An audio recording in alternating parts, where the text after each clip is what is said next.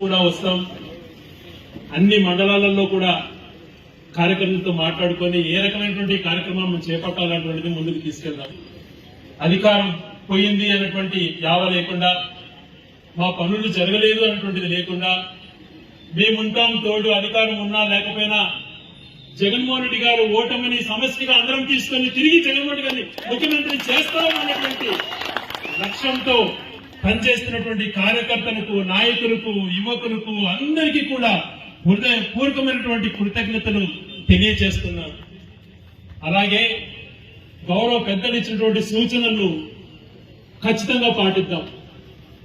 ఆ సమయాన ఇంటింటికి పేద ప్రజలు తిరగకూడదు, ఆఫీసు చుట్టూ తిరగకూడదు, వాళ్ళ ఇంటికే సేవలు అందాలా అన్నటువంటి గొప్ప మనసుతో మన నాయకుడు జగన్మోహన్ రెడ్డి గారు పెట్టారు. ఆ రోజు మనమే అందరం నాయకులనే సెలెక్ట్ చేశాం. వివిధ కారణాలతో అది ఫెయిల్యూర్ అయిందనగా అన్నాం, కానీ వాళ్ళు అనుకున్నంత పర్ఫార్మెన్స్ ప్రజలకు తీసుకురాలేకపోయినారు. ఖచ్చితంగా దాన్ని మన నాయకుల దృష్టికి తీసుకెళ్లి ఈసారి అది గ్రామ నాయకులు, కార్యకర్తలు చేసే విధంగానే మనం దాన్ని ముందుకు తీసుకెళ్ళాం.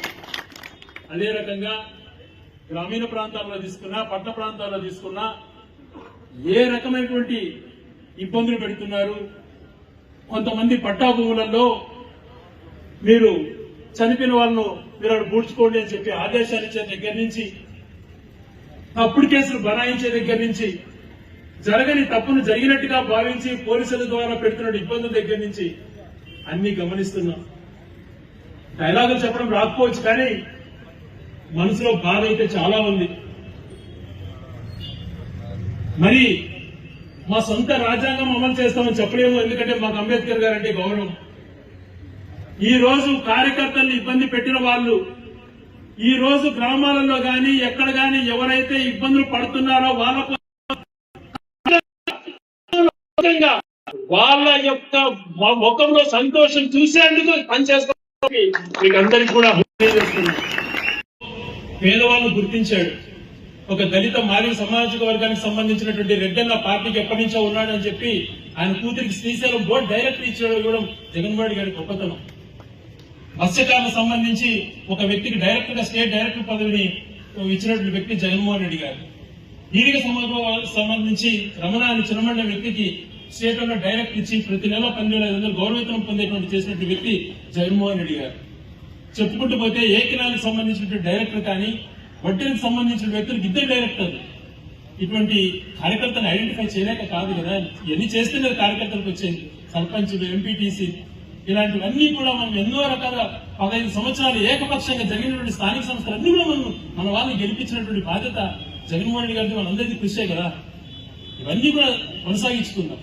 అది మీ అండతోనే సాధ్యపడుతుంది, మీ యొక్క మంచి మనసు, మీ యొక్క పట్టుదలతోనే సాధ్యపడుతుంది. కాబట్టి మీరందరూ కూడా ఎవరు కూడా దేవునికి మీకు ధైర్యం చెప్పాల్సిన పనిలా. ఈరోజు ఈ మధ్యన మీరే నాకు ధైర్యం చెప్పి కృషి చేస్తున్నారు. మేము ఎప్పుడు మర్చిపోలేము. అన్నా రండి అని చెప్పి ఫోన్ కొడితే ఏ పల్లెకు పోయినా నాకే అర్థం కావడం ఎందుకు ఇంత అభిమానంగా వస్తున్నారు, ఎక్కడెక్కడి నుంచో వస్తున్నారు అటువంటి. నిజంగా మీలో ఈ పట్టుదల రావడం చాలా సంతోషాన్ని ఇచ్చింది. ఇది కొనసాగించుకుందాం. ఏ రకంగా బాబు పరిపాలన ఉన్నటువంటిది క్లియర్ గా రమేష్ అన్న మాటలోనే మనకు అర్థమైంది. ఎట్లా మోసం చేస్తున్నాడు అన్ని విషయాలు కూడా ఆయన చెప్పాడు. ఒక్క రకంగా కాదు, అనేక రకాలుగా తప్పుడు కేసులు బనాయించే దగ్గర నుంచి తను చేసినటువంటి మోసం. ఈరోజు ఏదన్నా అంటే ఆయన అంటాడు, ముందే చెప్పాడు ఒక ఇంటర్వ్యూలో, నేను ఎన్నికల హామీలు అమలు చేయకపోతే నా షర్టు పట్టుకోండి. ఇప్పుడేమంటున్నాడు, అన్ని ఇచ్చేసాం, ఎవరైనా మాట్లాడితే నాలుగు పోస్తాను అనలేక మందమా అంటున్నాడు. ఇది ఆయన యొక్క డబుల్ స్టాండర్డ్స్. వ్యవస్థను మేనేజ్ చేసేటువంటి ఒక సంవత్సరంలోనే 1,50,000 కోట్లు పైగా అప్పు చేశాడు జగన్మోహన్ రెడ్డి గారు. 3,60,000 కోట్లు 5 ఏళ్లలో చేస్తే అందులో 45% ఒక్క సంవత్సరంలో అప్రూపాలు చేశాడు.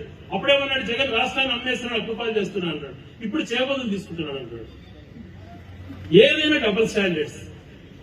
ఒక తప్పుడు ఎఫ్ఐఆర్ పెడుతున్నారని జడ్జి బెయిలిస్తే ఆయనను కూడా తప్పులు పెట్టే పరిస్థితి. న్యాయ వ్యవస్థను గౌరవించదు, ఏ వ్యవస్థను గౌరవించదు. చులకన చేయడం, ఎవరైతే తెలుగుదేశానికి ఆపోజిట్ ఉన్నారని తెలిస్తే అతని క్యారెక్టర్ అసాసినేట్ చేసే విధంగా ప్రవర్తించడం, వ్యవహరించడం, ఇది వాళ్ళ నైజం. దీన్ని బలంగా ఎదుర్కొందాం. మనకి ఈరోజు సోషల్ మీడియాకి సంబంధించి, యువతకు సంబంధించి అన్ని విభాగాలు, మహిళలు కానీ అన్ని విభాగాలకు సంబంధించి కమిటీలు ఏర్పడ్డాయి. అన్ని మైనారిటీ కమిటీస్ అన్ని మనకు వచ్చినాయి. కమిటీలలో ఉన్న వాళ్ళందరూ కూడా బాధ్యత తీసుకుందాం. మీరందరూ కూడా గ్రామాలలో గట్టిగా ఉండడంతో పాటు ఎప్పుడు కూడా మనం జగన్మోహన్ రెడ్డి గారు ఏం చేశారు అటువంటిదే కాకుండా ఎంతో మంచి వ్యక్తి అనేటువంటిది కూడా మనం చెప్పుకోవాలి. మీ యొక్క ఈరోజు జగన్మోహన్ గారు ఒక పని చెప్పాడనమాట, మీ ఫోన్లే మీ గన్లని, అదే మన ఆయుధాలు. ఎక్కడ అన్యాయం జరిగినా తెలియజేయండి. సాధ్యమైనంత వరకు మా యొక్క ఎంత కెపాసిటీ ఉందో అంతవరకు మేమందరం మీకు తోడుగా ఉంటాం. మీకు అన్యాయం జరిగితే మాకు అన్యాయం జరిగినట్లే, మీకు ఏదైనా తప్పు జరిగితే మీరు బాధపడితే మేము బాధపడతాం. కాబట్టి మీకు అందరికీ తోడు నీడగా ఉంటాం. ఎప్పుడు కూడా ఏ కార్యక్రమం అయినా కూడా నేను డైరెక్ట్ గా ఫోన్ చేయకపోయినా స్వచ్ఛందంగా తెలుసుకొని వస్తున్నటువంటి మీకు మరొకసారి పాదాభివందనం చేస్తూ, ఏదైతే కార్యక్రమం మనం చేయాలనుకునేది జగన్మోహన్ గారు పిలిపించారో, గౌరవ జిల్లా అధ్యక్షులు అమర్నాథ్ రెడ్డి గారు ఎక్స్ప్లెయిన్ చేసిన తర్వాత ఆయన మాట్లాడిన తర్వాత దాన్ని మనం లాంచ్ చేద్దాం. మరొకసారి మీ అందరికీ కూడా హృదయపూర్వకమైనటువంటి కృతజ్ఞతలు, ధన్యవాదాలు తెలియజేసుకుంటూ గౌరవ జిల్లా అధ్యక్షులు ఆకేపట్ల అమర్నాథ్ రెడ్డి గారు మాట్లాడతారు. సమాజం బాగుండాలా, మనం అవినీతి చేయకూడదు, దాని జోలికి పోవద్దండి.